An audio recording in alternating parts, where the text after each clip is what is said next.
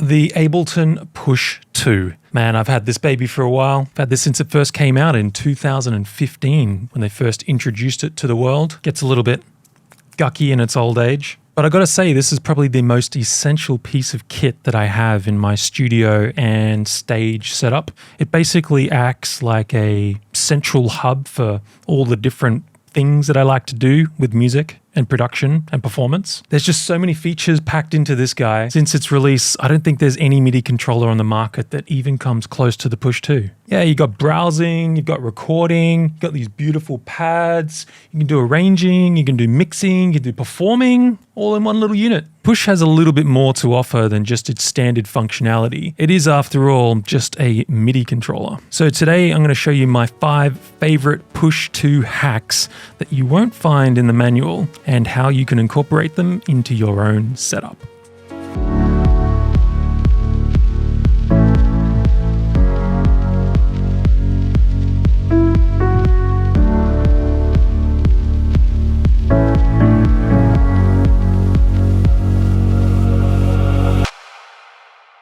Now, as you probably already know, there's an extensive collection of Push 2 how-to videos out there, tips, tricks, techniques, all that boring stuff. But if you need a refresher, then I highly recommend heading over to the Ableton website, where you can learn about all the capabilities of the Push 2 controller. Today, though, we're going to go a step further, and I'm going to show you a few hidden gems that you may not know about. One of these hacks is actually going to involve a little bit of DIY handiwork, so we might save this one to the end, just in case I end up breaking my Push.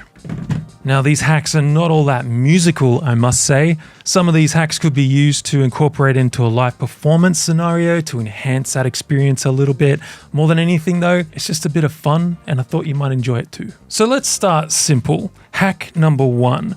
Custom push encoders from DJ Tech Tools. I think I get asked about this one on every video I've ever put out.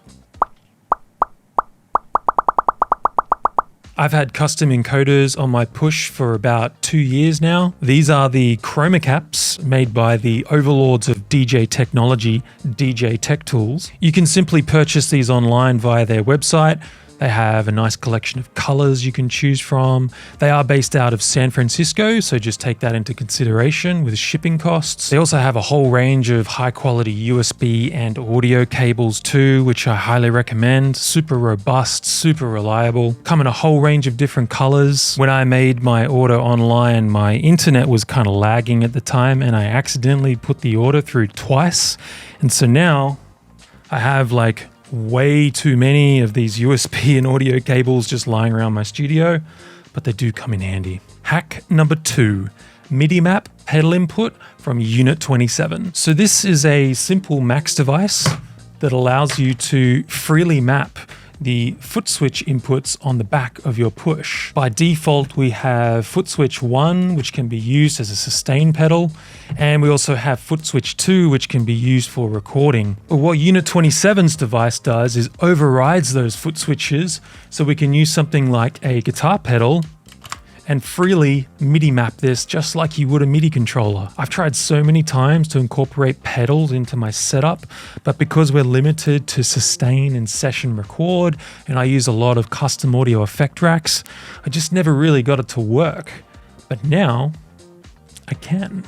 So if you head on over to Unit 27's GitHub page, you can download this device for free. There are some very important setup instructions, which is a must read. Once you've set up everything in Live's preferences and you've set up a dedicated track to take that MIDI input, you can now freely map your pedal to anything in Live.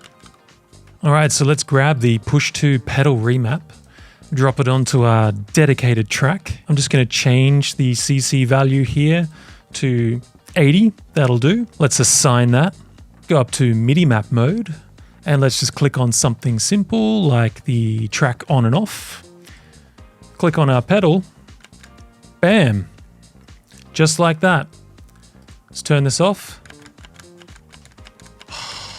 Isn't that just the sweetest thing? Something so simple like that can make all the difference. This is a hack that I can see totally transforming the way people use Push. I'm actually super surprised this wasn't a feature to begin with. So massive props to Unit 27 for cracking this one. Well and truly overdue. Hack number 3. Push 2 Illumination from SS4V. So this is a lot of fun. As most of you may already know, we can easily jump into user mode, and Push now becomes a freely mappable MIDI controller. And we can also go a step further by messing around with the LED feedback and creating light shows using MIDI clips, and so many performance videos out there with some really creative mappings, especially on like the Launchpad or the MIDI Fighter. Now what SS4V has done is created a Max device and a web-based editor which allows you to create your own custom light shows on Push whilst in user mode. Now this can be flashing lights, scrolling text, waves of colorful displays. It's really up to your own creativity. So what you want to do is head on over to maxforlive.com where you can download this device for free. Again, we have some setup instructions to get this thing working. Take your time to make sure you set this up right. All right, so here's the device. We have a nice little preset drop-down menu here where we have things like a count up. We have default Ableton Push scrolling text. I'll just demonstrate the count up here. We can turn this preview on and we can see that it's counting up. Now this was originally designed for Push 1. I noticed on Push 2 it's very, very low with the LEDs. So I coupled this together with a velocity device and just cranked this up to 0.05, and that seemed to make it nice and purty. Over here we have an interval dial. This is where we can essentially change the refresh rate, which is going to change how fast it counts up. Or slow. This is quite handy. Where this really gets interesting though is when we visit this URL down here, open up the web-based editor and create our own custom mappings. So we're going to copy this, paste it into old Google here, and this is the web-based editor where we can select colors and we can create our own custom mappings. And here we can create different types of animations. We can add various pages.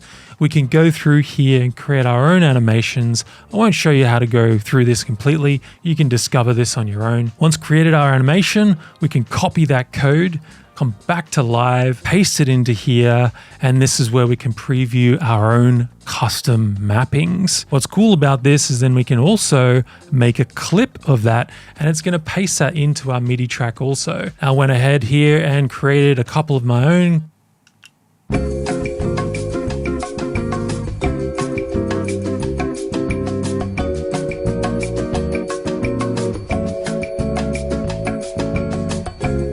What's cool about this is once we've created the clip, we can delve into the MIDI clip itself and edit things even further.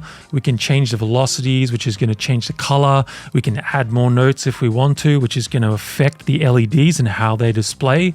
We can also do cool things like highlighting sections and stretching the MIDI notes around, which is going to affect the speed and how fast things play back. We can also adjust the loop in and out points, which will affect when it starts and when it stops again. Now, I just think this is a super cool feature. I could see this being used in, say, a live performance scenario. Perhaps before you went on stage, you could have a countdown before you started, maybe a countdown before a live stream. There's so many different applications for this. I just think it's a super cool hack. All right, I've got one more hack for you before we get stuck into some DIY action, and that is hack number 4, once again from my man Unit 27 with the screen to push to display max patch. Now, if you're a subscriber of this channel, then you'll know about my push 2 for track to 3 mapping that I use to allow you to DJ with the push 2, and I included Unit 27's max patch as part of that download, which just brings the whole user experience together. Quite simply, this patch captures a section of your computer screen and streams that to the push to display. Now, there are endless possibilities for how you could use this. I use this to DJ with Traktor. I know Unit 27 uses it with Serato. Now, I've made 2 previous videos on the installation and setup of this max patch already, and if you'd like a more detailed run through, I'll link the video right here. Once you do get that all set up though, you can then do this.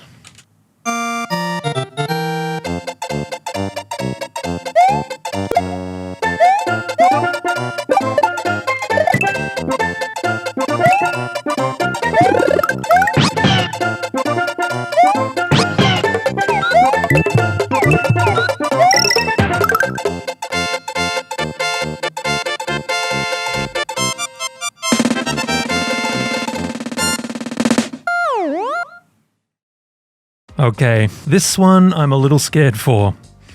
Hack number 5, signatures on the inside base plate of Push 2. Now, this hack is inspired by Markus Fuller, a fellow YouTuber who likes to take things apart to learn a little bit more about electronics. And he has a very brave video on his channel where he completely dismantles his Push 2 and puts it back together again. Now, something that video did reveal are the signatures of the Ableton staff on the inside of the base plate of the Push 2. Apparently, there are even some dog paw prints from dogs that were running around the office at the time that they were designing this thing. I just think this is like the coolest little Easter egg that probably most people have no idea about. And I've always been intrigued by this ever since I saw that video from Markus Fuller all those years ago. Now, this may be my final days for the Push. We'll wait and see. I don't have a hell of a lot of electronics background. I used to take apart stereos and amplifiers when I was a kid, but that's about it. I suppose we'll start by unplugging it. It's probably a good place to start. Let's turn this bad boy over. All right, so we've got some screws on the back here. I know from Markus Fuller's video that there's a screw right there.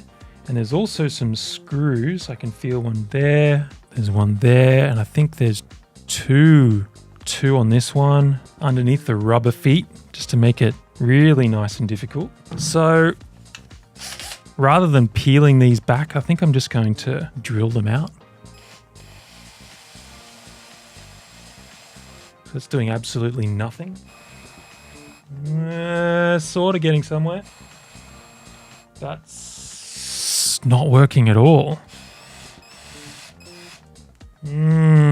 Maybe I do need to peel them back. Maybe the drill's not going to work. I'm going to get some more tools. I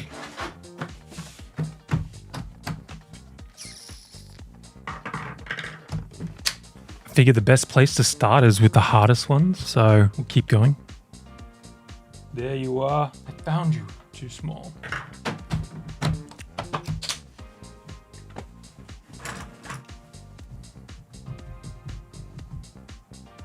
Okay, now we're ready to go. First screw, we're off. Second screw in this corner.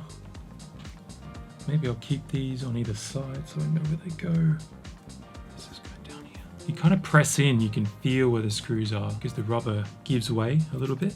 There you are, sneaky little bastard. I'm getting you out of there though. Come on. Whoa, that's a big screw. So these definitely need to go back in the place where they came. These are shorter screws. And then this one was a really long one. That was up there. These guys were down here. Let's not screw this up, Edward. Yes, long one. I have to rewatch this video so I know where they all went. One up here too. That's a sneaky one. There we go. I wonder if anyone else has attempted this except for Markus Fuller. What a legend. Buys a brand new push controller and then takes it apart. Now there's one more sneaky guy underneath this sticker, I do believe. I think it's there, I can feel it. I suppose I need a knife. Maybe I could try the drill. I think I need a knife. Okay. Yes. Okay, I think we got it. Okay. Trying to do this as neatly as possible. But no one really sees the underneath of the push. Just broke the knife.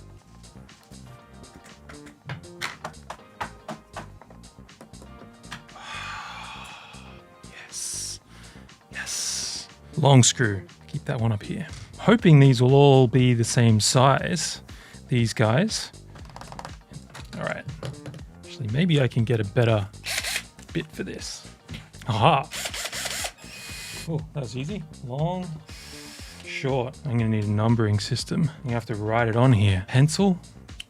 Where were we? This was a short, put an S there. This was a short, this was a long L. This was a short S. This was a long, this was a long, this was a short. Okay, we've got a system. Let's keep going. Let's just undo them all, shall we?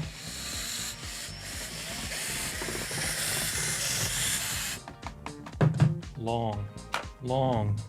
Oh, I forgot this one. Long again. These are all long. Short, another long, another long, long, long also, short. I'm getting a little bit scared now. Power on through. Confidence. courage, perseverance. Long. Ooh, that's tight. These must be important. Tight and tiny. Small and short. Small and short. Small and short. Whoa, that's really tight. Okay, almost there. Last screw. I think that's it. Things sound a little bit rattly. Moment of truth. Oh, it's coming off. I've been wanting to do this for so long. Oh, the button, the on button is stopping it from coming off. There's screws at the front. Oh, these guys. What happens with them? Go up and slide it forward. See if that makes a difference. Everything's coming off except this corner. They must come out. They must all come out. I wish I knew something about electronics now. It's like a puzzle, like a Chris Ramsey puzzle. We'll get there. Oh, it did just pop off.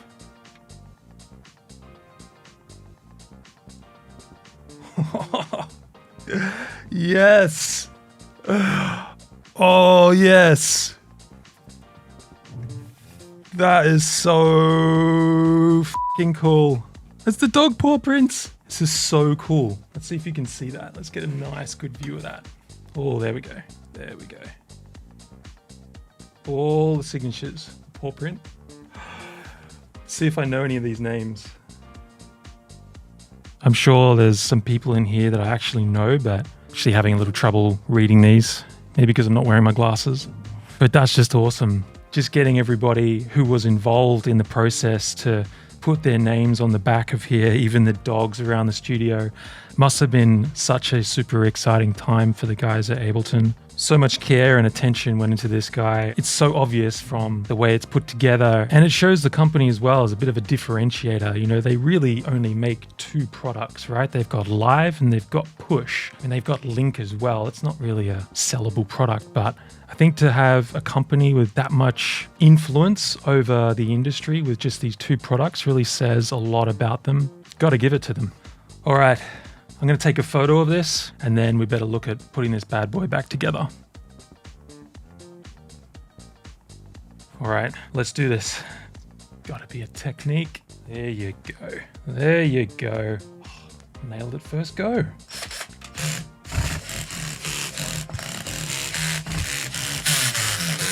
One screw left. One hole that I didn't label. I take it this was a long one. Can't be sure, but there's no other screws left, so it must be it. That's it. All screwed back together. No more screws left. Feels pretty good. All the seams match up. Button works fine. Moment of truth though. Will it turn on? USB in. The power in. Let's turn it on.